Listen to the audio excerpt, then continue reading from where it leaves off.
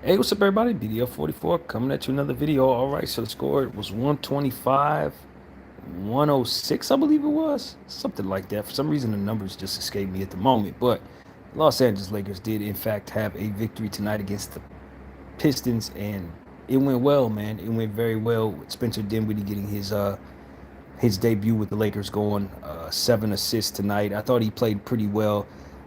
Did have that 2-for-1 3-point shot that I would love for us to have gotten back, but ultimately I thought he did some really good things, assisting the ball, 4 turnovers, but he's getting his feet wet with the team, and ultimately ended up getting the and one a little later. Hit a step back three as well. So I thought he looked pretty solid.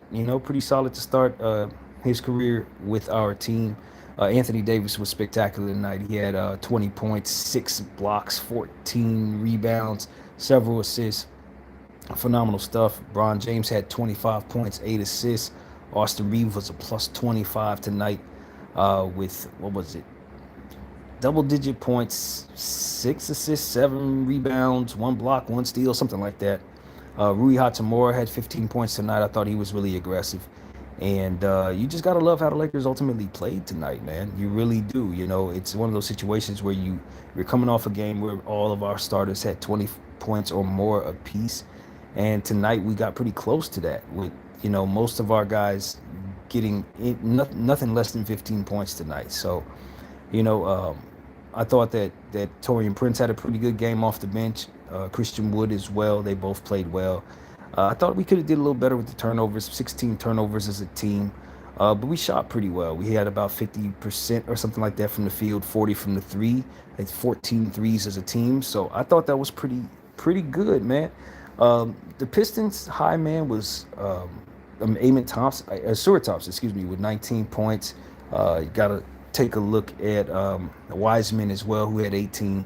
But really, they had some guys with really poor shooting night. I think it was Marcus Sasser was 1 for 10. They had some 4 for 16 type stuff going on. I think with Cunningham, that kind of thing. So, we just capitalized going up against a team that just wasn't quite ready to go against us. I'm sure, um, it's they would probably have a better game if they were at home because this is a much improved Piston team. But ultimately, it's coming in on the road. They just weren't ready. They've been in LA all week, that kind of thing. So I just thought our team played great. When Anthony Davis is blocking shots like this, you got behind the back passes from Austin Reeves, you got no look passes from Bron, and the three ball falling through the first half for Bron. I mean, there's a lot going on. Early on, I thought we were getting the ball to Rui Hachimura to kind of set the tone for us. He was eating early in the post, getting passes going that way. Loved what I saw from Rui Hachimura early on, and we were just kind of able to steady the ship from there. I don't know that we ever were down in this game, to be honest with you. The Lakers were up by uh, close to 12 to 20 points throughout the course of the entire game. They did cut it to like 13 in the third quarter, I believe it was, into the third quarter, but we were able to kind of hike it back up to 19 before the buzzer at that quarter, and we just never looked back, man. So you just gotta love what you saw from the LA Lakers as a whole, especially with this being a back-to-back tomorrow, having to fly out to Utah for a 7 p.m. matchup with them. Uh, I got to give credit to Jackson Hayes, who's continued to play well. I think he had about 7 boards out there, a block and a steal. I think he had like 2 points, but his impact was felt as well. Christian Wood, the length really helped, especially going up against Duran and Wiseman. Um, so yeah, man, it's just a really solid basketball game. I know we are kind of coasting at this point because we know the All Star break is right around the corner after this Utah game. We won't play again until after the All Star break, I believe, on the following Thursday.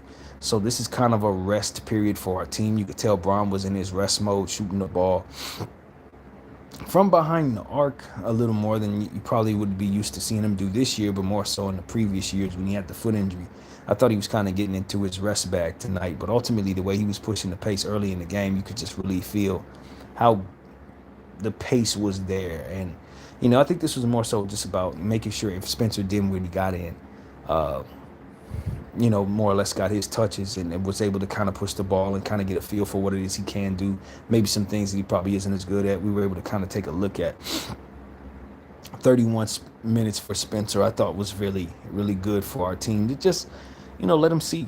The turnovers were a bit much, though. We do need to make sure that that turnover issue isn't something that's going to be a continuous thing. Because if we're going to get turnovers from Bron at 4, and then AD's going to turn the ball over at times, we can't have 4 turnovers coming from Spencer, that kind of thing. It's just going to make us a worse turnover team as a whole. But I thought overall our continuity was good.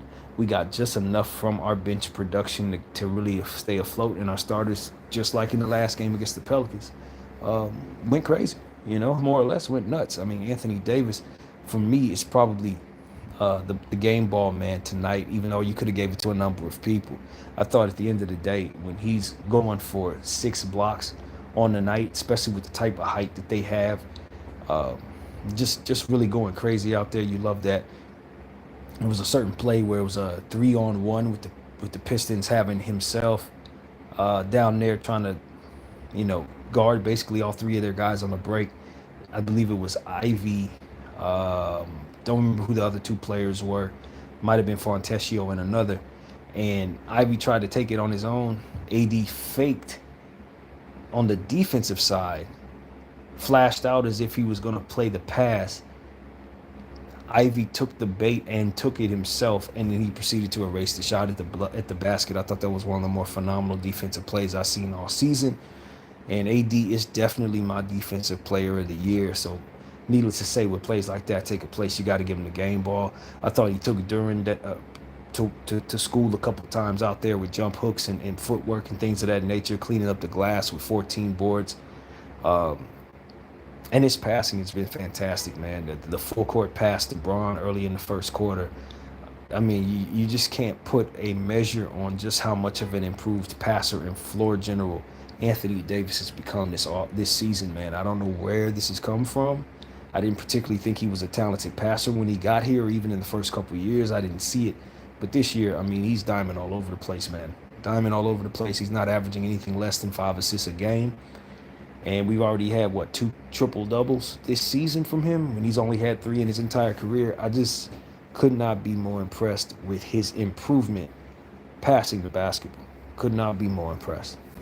So defensive player of the year, somebody needs to give him that, but he also needs to be considered somebody that's a threat from anywhere on the court at this point. His 3 ball was falling a little bit. I thought we forced it to him a little too much in that first half to shoot the 3, but ultimately it did fall once or twice. Um, and I'm not mad at him taking it. I just saw that it did not fall. Uh, as I've mentioned, Torian Prince shot the ball very well. I don't quite remember what the stats were, but he had a good night. I think he's been thriving off of the bench, man. Ever since we moved into the bench and asked him to do less things, it just hasn't been much of an issue getting good production out of him. I thought he had a fantastic steal early on where he had some hustle plays and stuff like that that really helped the team, that triggered a fast break opportunity that we had. Um, and, I just appreciate him much more in this role. And, just I thought the pace was good. We were taking it to a team that was really kind of, I don't want to use the word cowering on the road, but somewhere in that ballpark. They just were not ready for the bright lights at Staples / Crypto tonight. They weren't. Cade Cunningham had a forgetful night. You will definitely forget about this one, rather. 4 something 16, I might have already mentioned. Jaden Ivey didn't particularly shoot well tonight after being on fire. And their team shot, 28% from behind the arc tonight. That's not like who they've become since making the trades that they've made. Um, it was really about Wiseman, believe it or not, a player that hadn't been playing very well as of late. But on our floor, he looked fantastic, dunking the ball, rebounding, doing things that just ultimately made life a little harder on us than we would prefer it.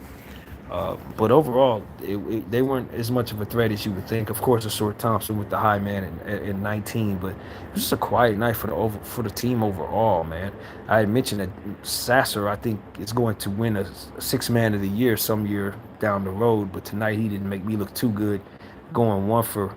But I was happy he did it against my team, of course, and you know, you just got to appreciate nights when the other team just can't throw a rock in the ocean. That's really what you got. Some of the better scorers on their team just could not make anything happen for themselves on the road. And we took advantage of that. I thought our defense was good, and when you consider we were shooting very well, especially from behind the arc, um, we're hard to beat, man. We're hard to beat.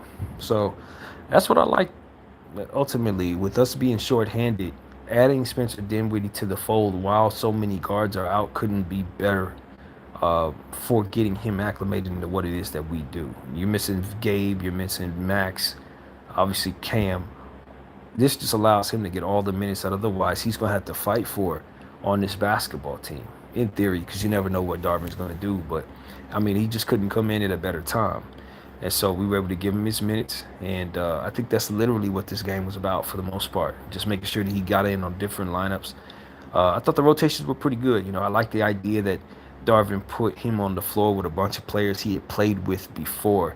You saw a lineup with him, D'Lo,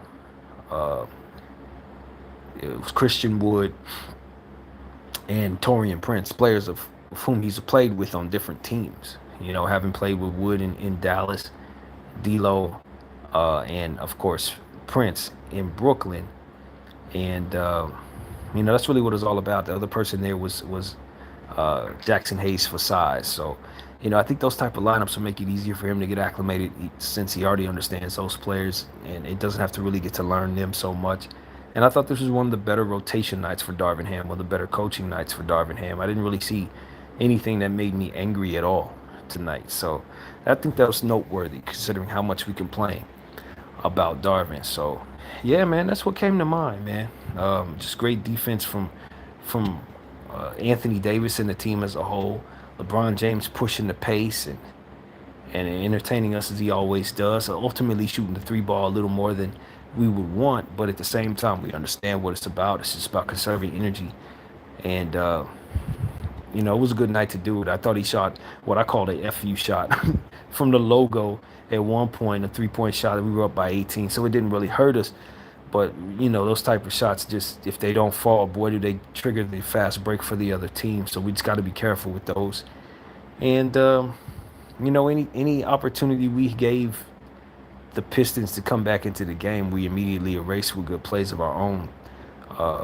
And ones, getting to the line, hitting, 86, I believe, percent from the free throw line. So when the ball's falling like that and the other team can't throw a rock in the ocean, it's hard to lose, man. It's hard to lose a basketball game. So that's really what it is, man. I told you guys I would come live for this one since my other videos are still uploading. Probably got another 25 minutes for a 15-minute one, and then like another hour for another, and then the other two only halfway done. So, my upload speeds are incredibly slow, thanks to whomever is doing that to me. And it's because of it we're able to go live, man. We're able to go live and ultimately give y'all that way. So, yeah, man, I appreciate the team putting up an opportunity against the Detroit Pistons for us to get a win tonight, an easy victory. I wish our starters could have got a little more rest since we know we got to fly into Utah right now and be ready for the Jazz tomorrow night, which is a high-powered offensive team. I want to remember who they acquired in the Fontecchio trade. Since we saw Fontecchio tonight, we're going to see the Jazz, a team that he came from yesterday, but I think he came in for like second-round picks or something like that. I honestly don't remember, but I don't think the Jazz made any adjustments to their team, but we will see Colin Sexton, Markkanen, and those boys tomorrow. So I'm sure we will have to have energy that we're going to have to muster up somehow. I guess the guys are going to sleep on the plane or something because this game ended late, and then we got to hurry up and get there for another game less than 24 hours from now. So I'm sure the team will be happy when that's over with because, of course, we got that All-Star game coming up. And, of course, tomorrow morning I'm going to have a video for you guys breaking down as much of the Jazz as I do homework on. And, we just want to finish this half of the season strong, man. That's really what it comes down to. These some good wins we just had these last couple of games. What if we won 7 of our last 10 or something like that? Somewhere in that category, in that ballpark. So, it's a good team right now. We're loving the fact that we got this acquisition of Dinwiddie. We found something out of Jackson Hayes. Even though we're not very healthy, we have rotations that work for us at this point. And we're just weathering the storm. We miss Vando, we miss those guys, but the spacing and the newfound offense that we found, the identity that we found in our starting lineup where everybody's a threat, we're finding ways to win probably even more convincingly than we did when we had those guys. If I'm being completely honest with you, putting Rui in the starting lineup with D'Lo and Austin You know, Bron and AD. We were told all year long that this is something we shouldn't do.